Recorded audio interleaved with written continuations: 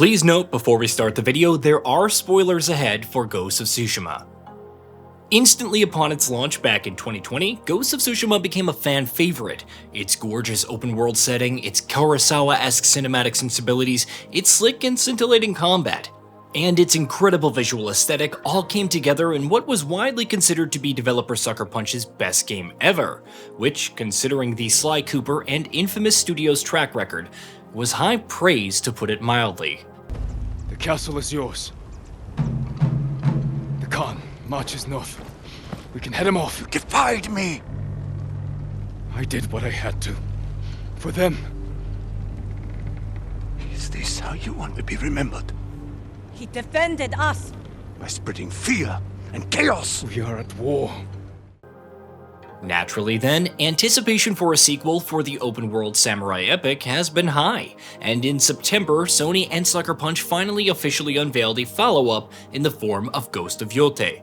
In the lead-up to its reveal, many had wondered what kind of sequel to Ghost of Tsushima we were going to be in for. One that would see us stepping into the shoes of Sakai once again and continuing his story from where it left off at the end of the first game, or one that would start fresh with a new protagonist in a new setting. And upon its reveal, Ghost of Yotei made it clear that Sucker Punch is going with the latter option.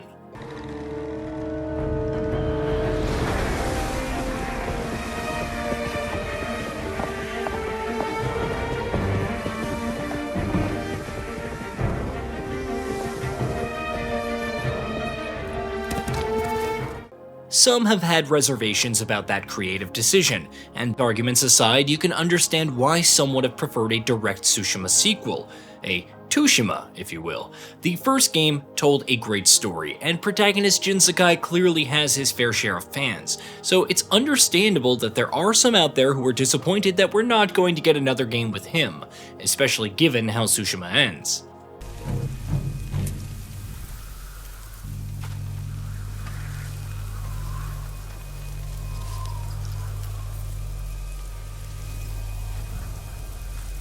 I have no honor.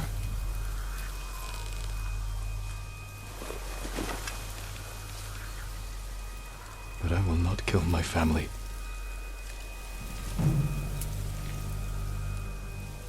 The ghost will be hunted for the rest of his days.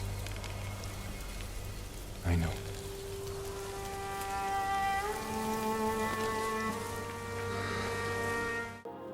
But then again, from a storytelling perspective, others would argue that a direct sequel was really not needed.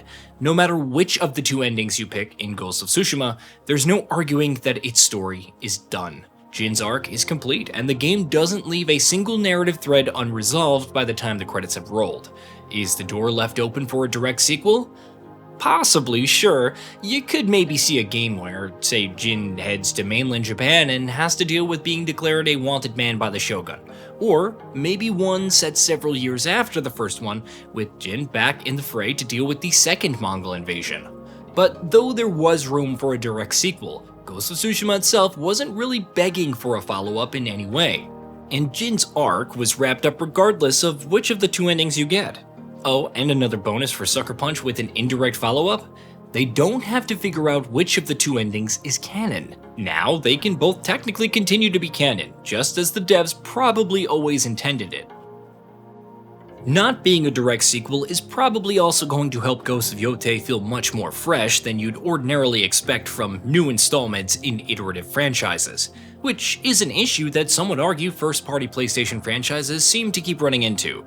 The likes of Horizon Forbidden West and Marvel's Spider-Man 2 are all undeniably excellent games, but they do get criticized by some for not being new and exciting enough, for sticking too closely to how their predecessors did things. Obviously, it would be foolish to expect Ghost of Yotei to be a widely different game from Ghost of Tsushima, but it very much is the sort of sequel that can be the best of both worlds. From a gameplay and design perspective, it goes without saying that it will be largely building upon the first game's foundations.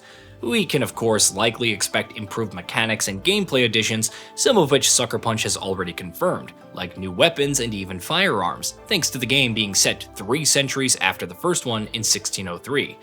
Hopefully, we can also expect similar improvements being made to stealth, traversal, and what have you. Largely, however, from a gameplay perspective, Ghost of Yotei will be building on familiar foundations, with similar parry-based combat mechanics, an emphasis on stealth and nimble movement, a large and diegetic open world to explore, and a historically inspired setting to immerse yourself in. At the same time, however, from a narrative perspective, Sucker Punch basically has free reign to once again do whatever it wants. Rather than being shackled by the story already told in Ghost of Tsushima, starting from scratch with an entirely new protagonist will allow Ghost of Yotei to have the freshness and storytelling freedom that you don't usually see in sequels. And yes, anthology-style franchises are obviously not some big new revelation, but by that same token, their clear benefits have also been known for a while. The developers get to build on an established gameplay foundation while also having the opportunity to do whatever the hell they want from a storytelling perspective.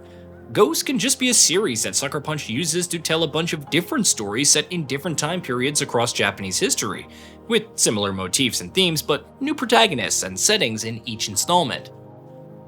Atsu is also looking like an intriguing new protagonist. We know very little about her so far, but we do know that she's a shinobi and seemingly a wanted woman.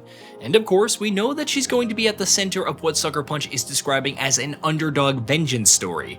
The game's announcement trailer also seemed to suggest that she has an affinity with wolves, or at least a wolf, which could be interesting from both gameplay and story perspectives. Whether she turns out to be a sufficiently strong protagonist remains to be seen, but based on what we've seen, we're optimistic.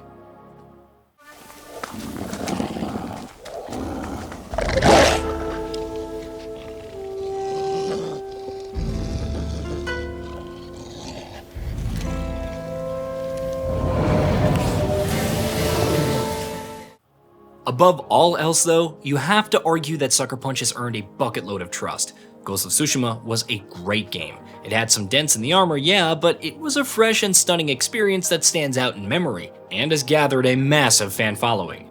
Clearly, the studio is capable of making incredible games, and with its next project being a Tsushima follow-up, we can't help but be excited. Is it maybe a little sad that we're not going to see Jin Sakai again, at least for the time being? Sure, but by and large, there's every reason to be excited about the prospects of a game that promises to build on the gameplay foundations of Ghost of Tsushima, while telling its own story in a gorgeous new open world setting. You could absolutely sign us up for that. Hey, did you know that we at GamingBolt upload new videos every day? Stick around, drop a like, subscribe, and hit that bell, and let us know what kind of content you'd like to see in the future with a comment below.